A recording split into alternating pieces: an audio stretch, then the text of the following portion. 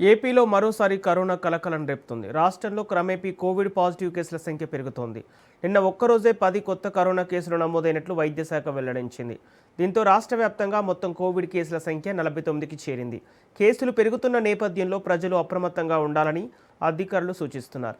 జ్వరం, దగ్గు, గొంతు నొప్పి వంటి లక్షణాలు కనిపిస్తే నిర్లక్ష్యం చేయకుండా వైద్యులను సంప్రదించాలని సూచనలు చేస్తున్నారు. కరోనా వ్యాప్తి నియంత్రణకు అవసరమైన జాగ్రత్తలు పాటించాలని ప్రజలకు విజ్ఞప్తి చేస్తున్నారు.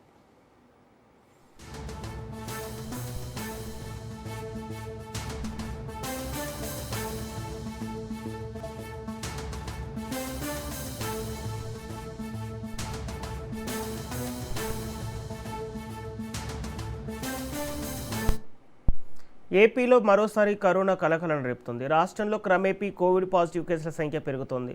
నిన్న ఒక్కరోజే 10 కొత్త కరోనా కేసులు నమోదైనట్లు వైద్య శాఖ వెల్లడించింది. దీంతో రాష్ట్ర వ్యాప్తంగా మొత్తం కోవిడ్ కేసుల సంఖ్య 49కి చేరింది.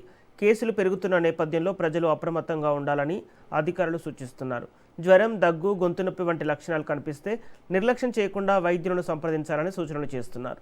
కరోనా వ్యాప్తి నియంత్రణకు అవసరమైన జాగ్రత్తలు పాటించాలని ప్రజలకు విజ్ఞప్తి చేస్తున్నారు.